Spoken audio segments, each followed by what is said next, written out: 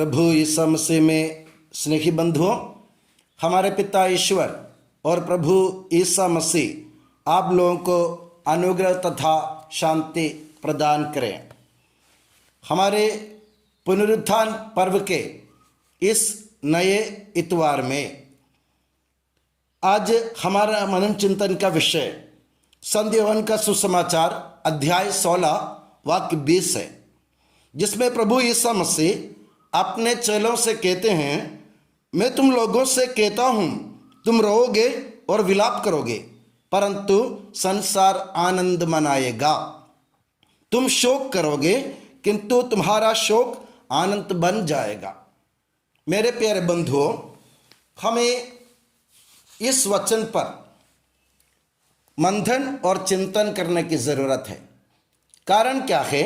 प्रभु ईसा मसीह इस वचन के द्वारा दो अलग अलग दृष्टिकोण, एक संसार का दृष्टिकोण और एक शिष्यगणों के चेलों का दृष्टिकोण हमारे सामने प्रस्तुत करना चाहता है। और ईसा मसीह के द्वारा, संत यूहन्ना के द्वारा कलीसिया ये चाहती हैं कि हम इन दोनों दृष्टिकोण के बारे में जान लें, उनको परख लें और किसी एक दृष्टिकोण को अपनाए। सबसे पहले प्रभु ईसा मसीह कहते हैं, तुम लोग रोओगे और विलाप करोगे, परंतु संसार आनंद मनाएगा। तो संसार आनंद क्यों मनाएगा? क्योंकि ईसा मसीह के प्रति संसार के नकारात्मक दृष्टि थी, उनकी दृष्टि नकारात्मक थी। कारण क्या है? नकारात्मक दृष्टि इसलिए थी कि ईसा मसीह संसार की आंख में एक तिनका बन गए थे। संसार आनंद इसलिए मनाएगा कि जो उसको हर काम में ललकारते थे, उनकी रीति रस्मों का खंडन करते थे, उनकी परंपराओं को चुनौती देते थे, उनके चाल चलन का विरोध करते थे, पाखंड पर प्रहार करते थे, घमंड को चूर कर देते थे, जो अन्याय का विरोध करते थे, जो पापियों, नाकेदारों एवं वेश्याओं के मित्र थे, जो सामान्य तौर पर असामान्य बातें एवं कार्य करते थे। संक्षिप्त में बोले तो जो संसार की आंख में कांटे की तरह कड़क रहे थे, जो उसका आम दुश्मन थे, वे अब नहीं रहेंगे। संसार को जो चेताता था, जो ललकारता था, जो चुनौती देता था, उनके सामने असामान्य कार्य करता था, वो व्यक्ति अब थोड़े ही समय बाद इस दुनिया से लुप्त होने वाले हैं, विलीन होने वाले हैं। इसलिए संसार को आनंद हो रहा था कि हमारा दुश्मन मिट रहा है। मगर ईसा मसीह इसको तुलना चेलों से करते हुए कहते हैं, मगर तुम लोग रोओगे और विलाप करोगे। कारण क्या है? चेले इसलिए दुखी होंगे क्योंकि उनके लिए उनके जो मित्र थे, जो उनके मार्गदर्शक थे, जो उन्हें सच्ची ज्योति एवं सच्चे जीवन का मार्ग बताते थे, जो उनके हम सफर थे, जो हर विपत्ति में उनके संरक्षण करने वाले अटल किला थे, जो अंधों के लिए आंख, बैरों के लिए कान, लंगड़ों के लिए पैर और भूखों के लिए रोटी, मृतकों के लिए जीवन और बीमारों के लिए सेहत बन गए थे, एवं संपूर्ण जीवन एवं मुक्ति की उम्मीद दिलाते थे, जो अपने मित्रों के लिए प्राण देने वाले थे, वे अब नहीं रहेंगे। यानी जो उम्मीद और आशा का स्रोत और स्तंभ थे, वे अब चले जाएंगे। ये दोनों दृष्टिकोण आप जरा परख लीजिए। दुनिया के दृष्टिकोण नकारात्मक है क्योंकि वे ईसा मसीह को अपने दुश्मन मानते हैं, क्योंकि ईसा मसीह उनके हर काम में रोड़ा अटकाते हैं, उनके हर मार्ग पर, उनके चाल चलन पर, इनके राह पर प्रभु ईसा मसीह रोड़ा अटकाने वाले थे। क्योंकि उनकी जो शिक्षा थी, उनके जो हिदायत वे देते थे, वे सब उन दुनिया और संसार के खिलाफ थे। इसलिए संसार और दुनिया उनको जानने के लिए, मानने के लिए, पहचानने के लिए, स्वीकार करने के लिए तैयार नहीं थे। ऐसे एक व्यक्ति अगर चले जाएंगे तो एक स्वतंत्र राहत मिलने के कारण संसार को ये लगा होगा कि हमें अपने दुश्मन से अपने राहत मिल रही है।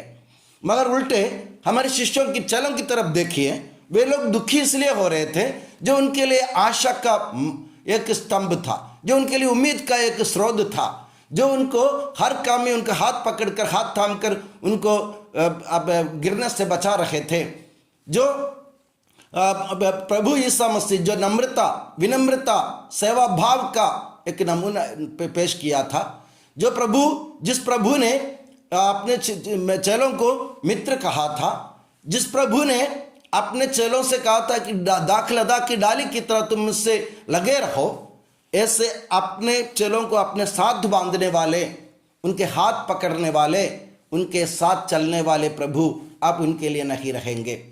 इनकी दृष्टि सकारात्मक इसलिए थी कि वे लोग ईसा मसीह को मुक्तिदाता के रूप में, पिता के इकलौते के रूप में, पिता की ज्योति के रूप में, ईश्वर की गोद में रहने वाले इकलौते पुत्र के रूप में स्वीकार करने के लिए तैयार थे या स्वीकार कर लिए थे।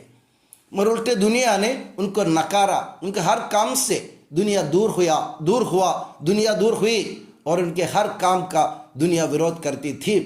संसार और संसार वाले प्रभु यीशु मसीह को जानते नहीं हैं। प्रभु यीशु मसीह अपने अध्याय 16 की शुरुआत में कहते हैं, वे न तो मेरे को जानते और मेरे पिता को। ये दुनिया की गलती थी, जिसको हम जानते नहीं हैं उनको हम चाहते नहीं हैं, और जिनको हम चाहते हैं उनके लिए हम मरने के लिए तैयार हो जाते हैं। मगर संसार न तो प्रभु यीशु मसीह को जानता है न उनके पिता को, मगर शिष्यों ने प्रभु यीशु मसीह के जरिए पिता को जान गए थे और स्वयं प्रभु यीशु मसीह को भी जान लिए थे।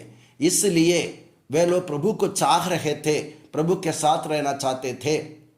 ऐसी स्थिति में अगर प्रभु उनसे दूर हो जाते तो शिष्य उनको इस सत्य को सहन नहीं कर पाते। इसलिए प्रभु ने उनको बताया कि तुम लोग रो के और विलाप करोगे, मगर प्रभु ने उनको एक उम्मीद दिलाई।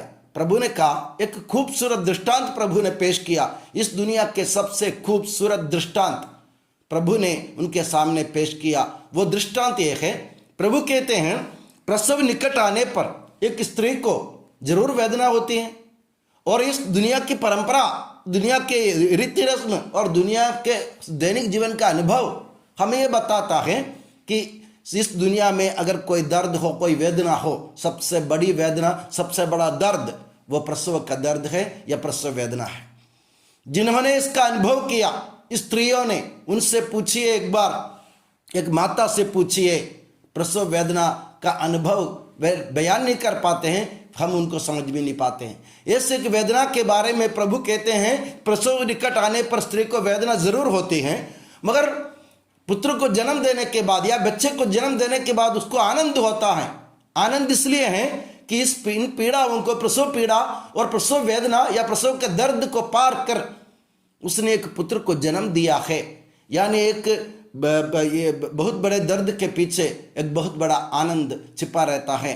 अब प्रभु यीशु मसीह का इस दुनिया से लुप्त होना या प्रभु यीशु मसीह का इस दुनिया से चले जाना प्रसव पीड़ा की तरह है शिष्यों के लिए।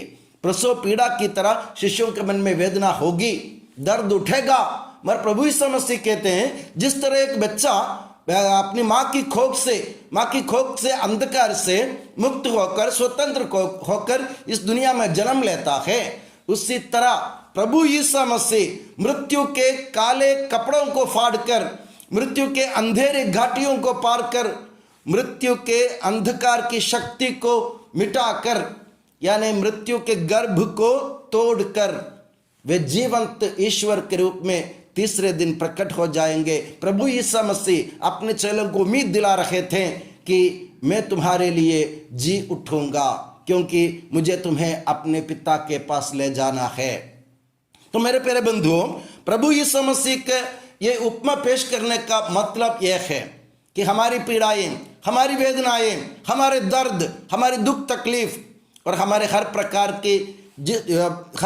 के कष्ट क्लेश जितने भी हो, वे सब हमें एक नए जीवन की ओर अग्रसर करने के लिए होते हैं। हमें इस पर उम्मीद रखने की ज़रूरत है। इसलिए प्रभु ने कहा तुम्हारा शोक आनंद बन जाएगा, मगर संसार अपने पाप में मिट जाएगा, क्योंकि वे ना तो मेरे को जानते और ना मेरे पिता को।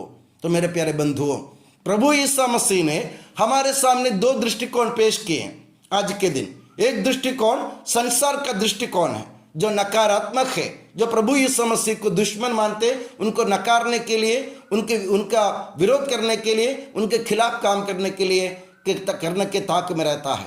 दूसरा दृष्टिकोण चेलों का, जैसे मैंने कहा, सकारात्मक दृष्टिकोण, जो उम्मीद के स्रोत के रूप में, आशा के स्तंभ के रूप में, मुक्ति के रूप में, मुक्तिदाता के रूप में, ईश्वर के इकलौते पुत्र के रूप में, स्वयं ईश्वर के रूप में प्रभु यीशु मसीह से दिलासा, राहत पाना चाहते हैं। तो हम आज हमारे सामने एक चुनौती प्रभु यीशु मसीह और माता कलीसिया द्वारा पेश है। वो चुनौती यह है, तुम्हारा दृष्टिकोण यीशु मसीह के प्रति, तुम्हारा दृष्टिकोण किस प्रकार के हैं?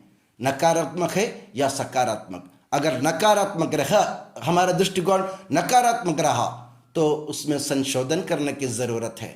दुनिया की तरह अपने नकारात्मक दृष्टिकोण के कारण अपने पाप में मर मिटने वाले नहीं होना चाहिए। हमें होना चाहिए चेलों की तरह सकारात्मक दृष्टिकोण अपनाते हुए, पुनरुत्थान पर उम्मीद जगाते हुए, प्रभु यीशु मसीह पर अपने अटल विश्वास को बरकरार रखते हुए, हमें भी एक नए जीवन की तलाश में पिता के पास जाने की उम्मीद रखने की ज़रूरत है। इसके लिए प्रभु यीशु मसीह आज हमें निमंत्रण दे रहा है, माता कलीसिया हमें आमंत्रित कर रही है।